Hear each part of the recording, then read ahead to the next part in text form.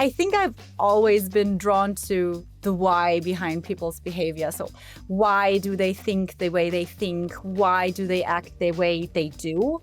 And I guess in every company that I've worked so far, I noticed that there was very, very often tons of feedback, but it was simply not used.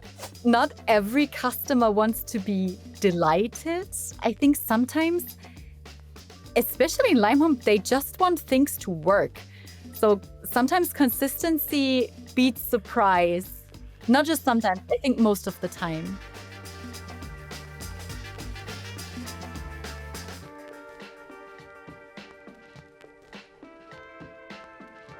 Welcome back to How to Love a Customer, the show where we dive into the wild, wonderful, and sometimes downright weird world of customer experience.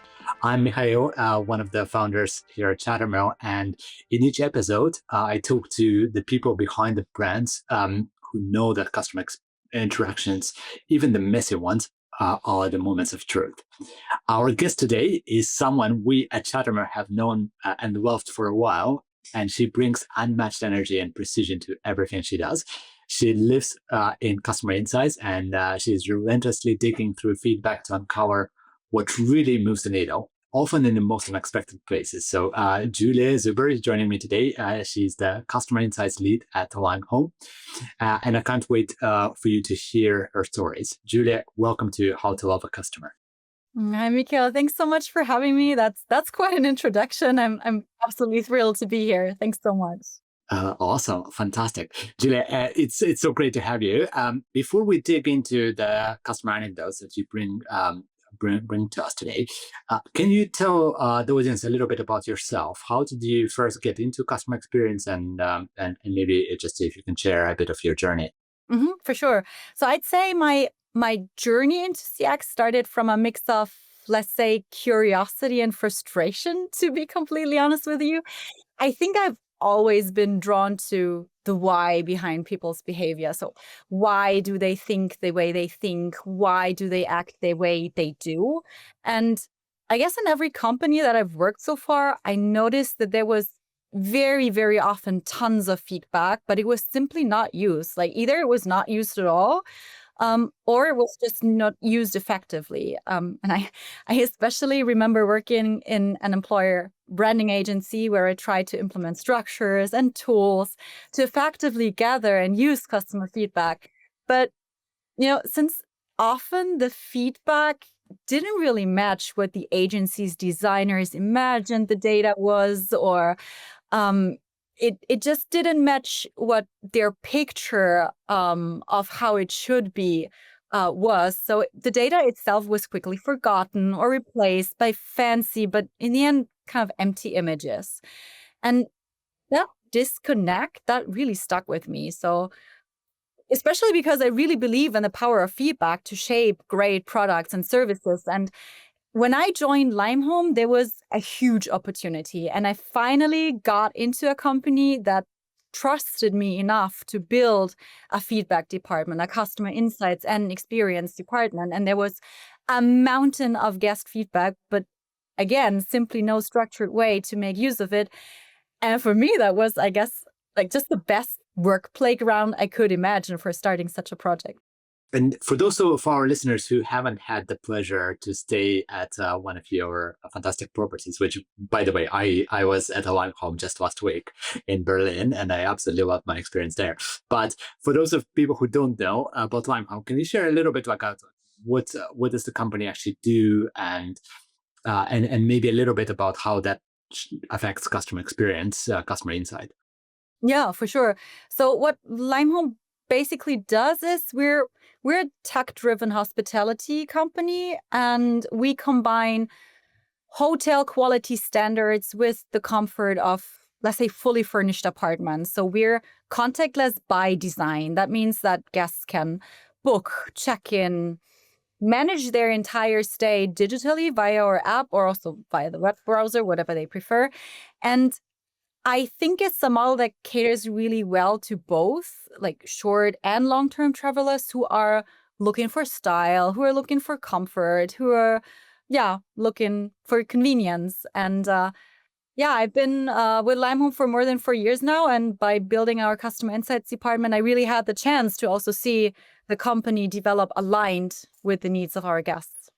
Mm, awesome, awesome. Yeah, and I have to say, for an introverted business traveler like myself, having all this contactless check-in and enough space in the room, it's absolutely life-changing. Just to get a bit of a sense of scale, can you share like a little bit about like how many? It's mostly in Europe, right? That you operate, and you know, approximately how many properties does OnePalm manage these days? Oh yeah, we have around 5,000 units. So we have properties in, yeah, basically all over Europe, in Germany, in Spain, in Austria, in, oh my God, in Portugal, in Amsterdam, in Switzerland, in Italy as well, in Greece, in Hungary. So yeah, we really operate a ton of properties, and it's insane how the company has grown. That's often happens with European businesses. You have to be global from day one, pretty much. Awesome. And so I always find this hospitality sector so fascinating. There are so many pressures that you don't see necessarily in every other industry that we work with at Chattermill.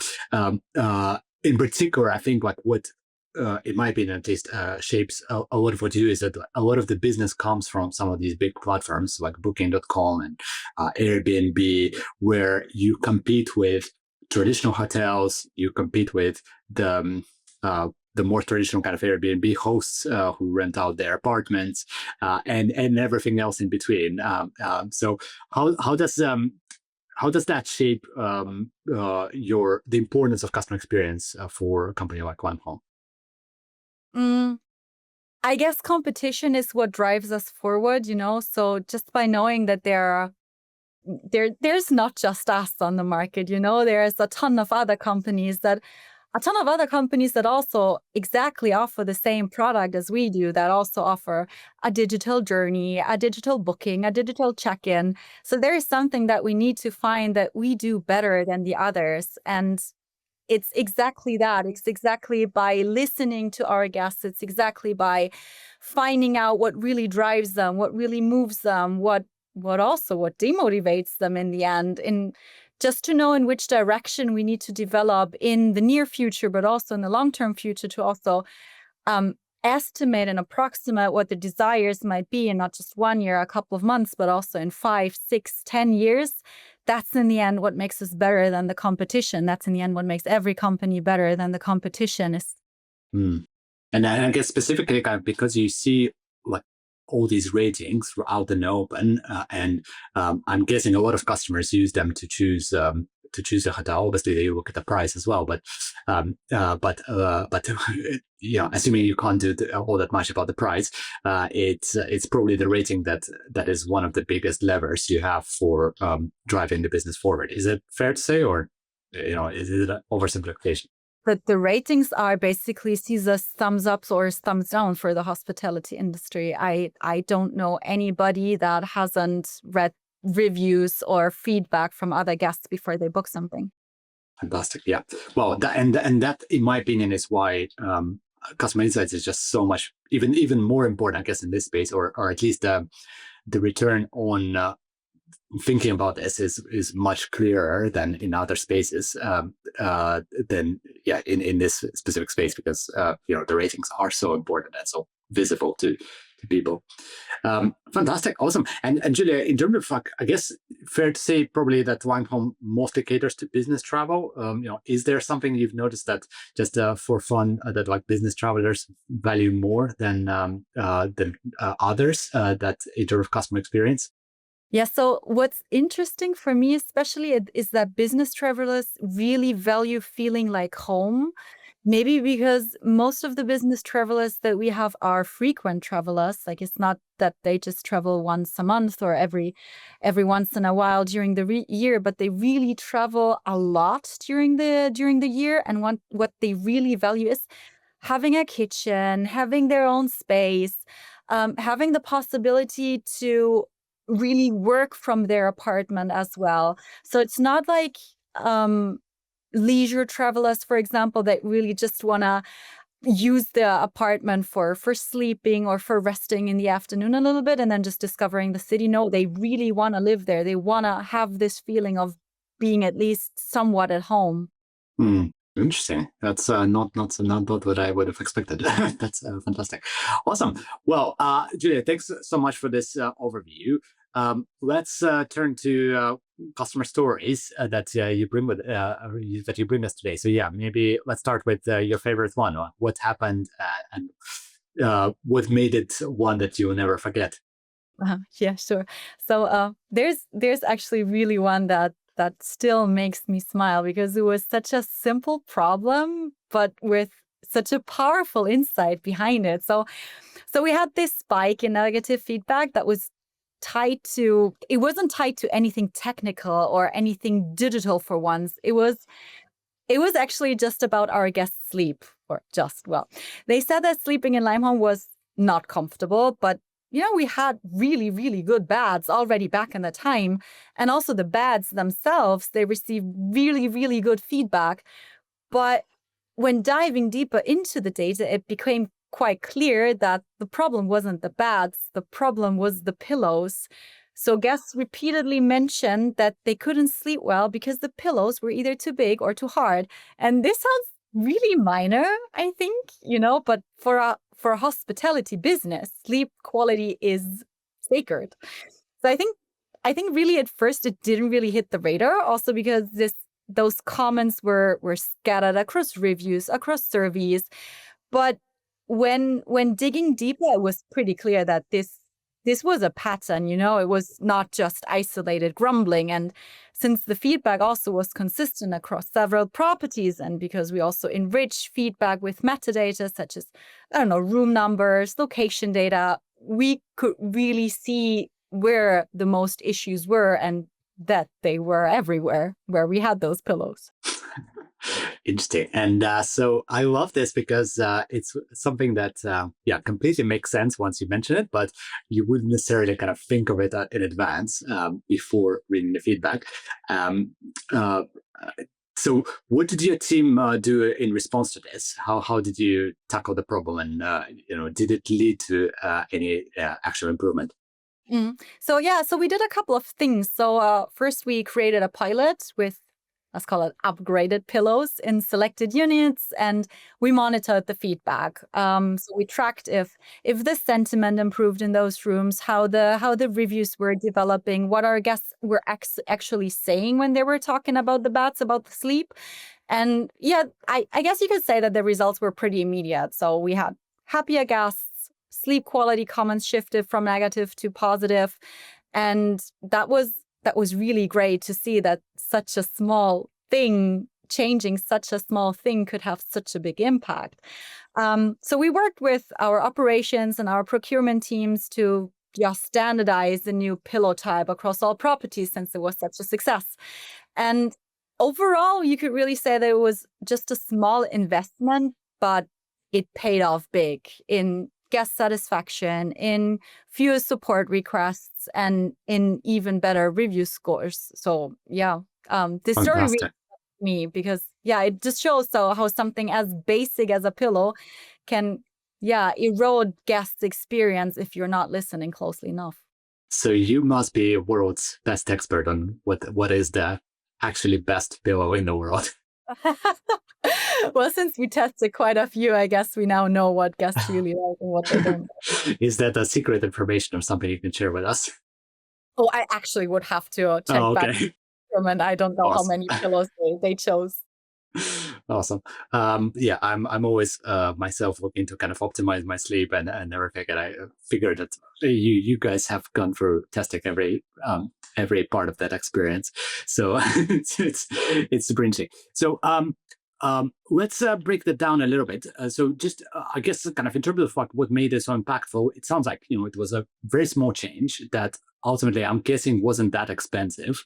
But has driven a whole bunch of your metrics. And I'm guessing it ended up improving those review scores at the end, as well as you said, fewer support requests. So it's increased efficiency and driving growth as well. Like, is that a fair summary or? That is perfectly summarized. It was impactful simply because it reminded us in the end how the little things you don't always think of as customer experience, but they can have a disproportionate effect on the guest experience. And just that it wasn't about an app bug. It wasn't about a failed check-in flow. It was just a pillow, but it affected how people slept, which affected how they felt about their whole stay. And in the end, it reinforced that comfort is at the core of hospitality, and we just can't overlook the basics. Mm. Yeah, that reminds me a little bit of the story Rory Sutherland, who's an expert we love at Chattermill, always says about that Eurostar at some point spend millions trying to make the trains run faster, but actually you can just spend like a small fraction of that improving the quality of the Wi-Fi, and then people would be actually happy with the trains running slower. So yeah, it's not always some of these big, hairy, hard to fix things. It's sometimes something that's actually like very easy and sometimes cheap to address. So, what do you think was in terms of like the systems, processes, or the mindset of your team that helped you find this insight and action it relatively quickly? Mm, I think it came down to two things. I would say it came down to structure and curiosity. So structurally, we mainly use your tool, Chattermill, to categorize, to surface recurring themes in real time. But beyond that, our mindset is always to ask why. Why are people unhappy? Why now? What is happening that's driving them unhappy? And that mindset of then really digging deeper helps us to connect those seemingly minor complaints into bigger insights. Hmm. And is there anything about essentially like the insights team, who I'm guessing found this insight, being connected to the front line, to you mentioned procurement teams, and actually being able to affect change? Is that something that kind of counts from the top in line from, or is part of the culture? Yeah, I think it's definitely part of the culture. When I started there wasn't such a thing as customer insights or as customer experience. Not as a department, there was nothing. But with building this department, you could also really feel the culture change from we don't really know what that is, customer experience, into we have the guest in the center of our attention. So I think at Limehome, there was a real culture shift to a culture of the guest is in the center and we take ownership and we take action. And even though I started as the only person, I am still the only person in customer insights, I still feel part of every team. And I really feel that once we spot a problem, everybody's ready to quickly jump in. So like you mentioned, for example, our hospitality operations team, they immediately tested better pillow options. And they also helped, roll out across all of our properties. So no long meetings, no questionings or doubting things. It was really fast and good collaboration. Fantastic. I'm sure a lot of our listeners will envy that. So, for those of them who want to emulate this kind of response to a customer problem, right? Because I think a lot of us do hear about problems from customers. Yes, I think you guys did it in a very scientific and very interesting way, but sometimes it's more of an anecdote someone heard somewhere. But in terms of like actually tackling it quickly and affecting change, what do you think like the listeners who are maybe starting that journey should be thinking about? Where do they start?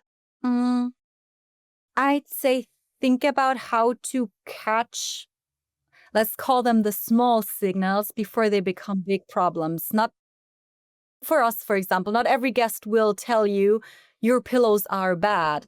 But if you're listening closely enough, if you're really interested in the why and the what they're saying across reviews, across support tickets, surveys, whatever your data can get, you'll start to notice patterns. And when you do, you need the systems and the mindset in place to act fast.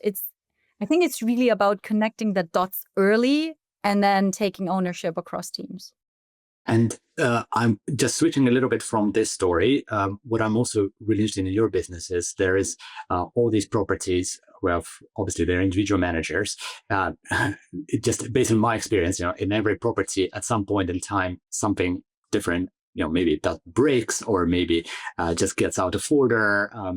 Sometimes like the Wi-Fi isn't working. Sometimes someone misplaced the rubbish bin. Like all these kind of small issues. How do you empower the frontline teams who, I guess in your case, manage those properties to tackle these kind of issues when they arise in customer feedback? Mhm. So we really focus on making relevant information easily accessible so teams can act quickly and independently, which works, by the way, just because we team up with you guys from Tatamil. So with you, it's possible to, instead of waiting for someone to interpret or escalate feedback, our teams, especially like you mentioned, the teams on the front line, they are equipped with real-time insights that are tailored to their specific needs, tailored to their specific area of responsibility. And we manage to send those alerts out automatically once we receive a bad feedback or an alert from our guests that something is not working right. And with the possibility to also enrich the data with, let's say, contextual details like location, type of customer, service used, even the room number. In the end, it's not just feedback, but really some sort of actionable intelligence that we equip the teams with so that they can spot themselves the issues early. And they don't need to have anybody else telling them what they need to do, so they can make the improvements on the ground without unnecessary bottlenecks.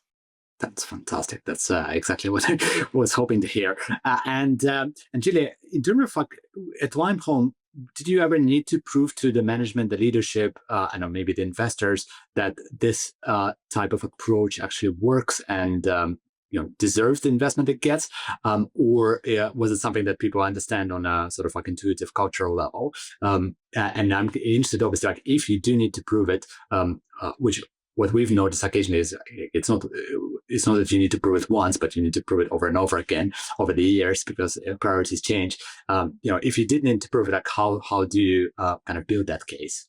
Mm.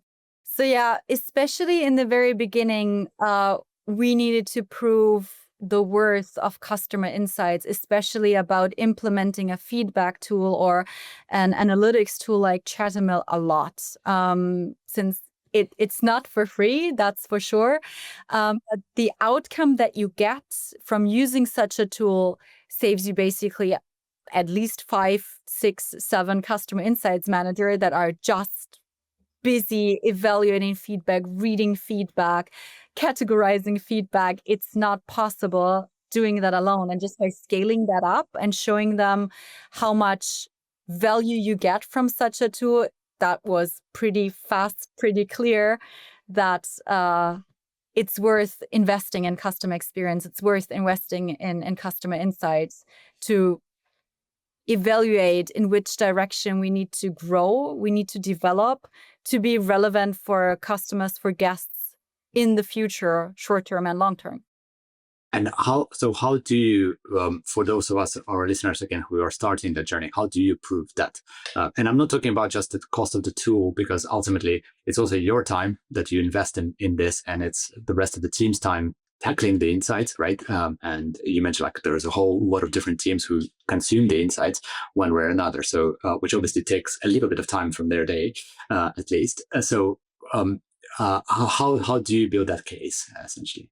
It's basically really just an effort cost analysis, because it's like with any quantitative data that you use, you put at the very beginning, you maybe put a lot of effort in it to just building it. But once it's established, it's it's a game changer because it basically runs by itself, and just proving how much time, and with the time, how much costs you're saving by not having to continuously manually categorize everything, quantify everything, and then tailoring all the specific reports to the teams over and over again, just showcasing how much time and how much money this saves, not just for one topic, for all the topics that our guests might bring up or might bring up in the future. That is something that no investor, that no CEO or no COO could ignore. Hmm, That makes was sense. an indestructible argument. Fantastic. That's music to my ears, obviously. But do you guys maintain any kind of like library of these insights, of these like case studies, that like things we've done based on customer feedback and the results they've had? Maybe not a formal library, but at least some set of kind of anecdotes like this. So we do what we do whenever we build a case around something. Then yes, we store because like every company, I guess, builds a beautiful PowerPoint or a Google slideshow with it. So yes, we do store that, and obviously that helps also convincing other investors for further investment rounds, showing them what we did in the past, what we mentioned, what we succeeded to achieve in the past, with the way we're working, with the way we're focused on the customer in the center, and not having to spend too much time and manually analyzing tons of feedback. So yeah, that Awesome. obviously. Fantastic. Okay, Julia, let's switch gears. We have our world famous hot take round. So I'm going to give you a few sort of prompts, and you can answer quickly or you can expand. It's absolutely fine. So, as customer experience trend or buzzword that you wish we'd retire. I'd say delight, because not every customer wants to be delighted. I think sometimes, especially in Limehome, they just want things to work. So sometimes consistency beats surprise. Not just sometimes, I think most of the time. That's very interesting. Awesome. And what's a brand you think is killing it in customer experience? Who is an inspiration for you? Who's an inspiration for me? Oh yeah, I have one. I think, I'm not sure if that exists everywhere, but here in Germany we have a service, and also an app that's called Too Good to Go. They are a service that basically tell you, they cooperate with supermarkets, with bakeries, and they show you in the app what's available for a lower price because it's close to expiration date or they won't sell it anyways, when to pick it up, how much it costs. And they're operating, I think, in a space that's inherently messy. They have to coordinate unsold food across thousands of vendors with massive time sensitivity, tons of variability. And still, when using the app, somehow the experience as a user just feels simple. So it's not like you have to read a user manual to be able to understand how to get to your food. So I really think that they kind of nailed a complex operational model while keeping the app intuitive, and the support is responsive, and their mission is also crystal clear. And I really think that's hard to pull off. Awesome. Yeah, that's a great one. I've used this in London as well. And what's one thing that the travel industry at large or hospitality industry still gets wrong about customer experience? I would say it's treating support as a cost center instead of a growth driver. And that makes me a little bit sad as well, because I talk a lot to our agents and with our agents about also their daily life. And too often, guest support is seen, or customer support is seen, as something to optimize away. It's like a place to cut costs or, yeah, deflect tickets. But I really think that this mindset completely misses the value of what support teams actually know. When I read reviews and when I don't understand what our guests mean or what they're talking about or where this comes from, just talk to an agent. They will tell you. They speak to them every single day. They're on the front lines. They hear what's broken. They hear what's confusing. They understand what guests really care about, and sometimes even before a bad review hits. And I really think if you ignore that data away, or if you treat it like a back office function, you're leaving valuable insights and, in the end, guest loyalty on the table. So when support becomes part of the feedback loop and is not just a resolution point, it in the end will help you build a better product and a more resilient brand. So yes, support might carry a cost, but it also in the end carries the truth, and that's a growth lever if you're willing to use it. Yeah, no, super interesting. I don't know if you've seen this, but I think yesterday there was a piece of news that the CEO of Klarna, who made a really big deal about switching all support to AI, said that like they're going back to using more humans now because they did too much AI. Since you brought it up, Julia, like, I know one also experimented with using AI for support and so on. What's your take? Like, what's the right balance there in terms of like AI agents to support human agents, working between those and kind of overseeing that it doesn't break customer experience? I think it's a great tool. And I think it's inevitable also going into this direction as long as the customer still has the feeling that he's been heard in the end. And at this point of time, I'm not sure if we are already that far that he feels heard by an AI. Because when I speak to a service center, like I don't know, I want to talk to the Deutsche Telekom or any other service provider, and I'm in line talking with an AI, just speaking some random numbers, and I just hear, I did not understand that. Please repeat. And I do that for 10 minutes until I'm forwarded to a person anyways. This is not a great customer experience. But once the interaction between the AI agent and the human agent becomes smoother so that it's really just collecting data to prepare the agent to quicker, better fix the issue of the guest. And in the same time, the guest has the feeling of being heard and of being understood, that could be a great opportunity to use. Awesome. And is that something you've been able to achieve at Limehome so far, like without sharing any secrets? Of course, like do you see AI already helping in customer support, or is it more like an experimentation stage at this point? At the moment, we're experimenting. We're trying to launch our very own chatbot. We're not yet at the moment where we can say, let's put an AI on the phone, but we're trying. We're training our own chatbot. But of course, this also takes some time and takes a lot of learning, a lot of iterating, but also just observing this process of how an AI can actually learn, can really be more and more specific in targeting the guest issues without human help. That's fascinating. I have to admit that. Of course. Yeah, of course. Uh, Julia, well, thanks so much for being here and sharing your insights. There's so much to take away from what you've shared. I'm sure our listeners would love learning those, especially those who, like me, are hospitality nerds, so to speak. To our listeners, I hope you enjoyed this episode of How to Love a Customer. Be sure to hit subscribe, tell a friend, and join us next time for more stories to show the power of listening to your customers. Thank you.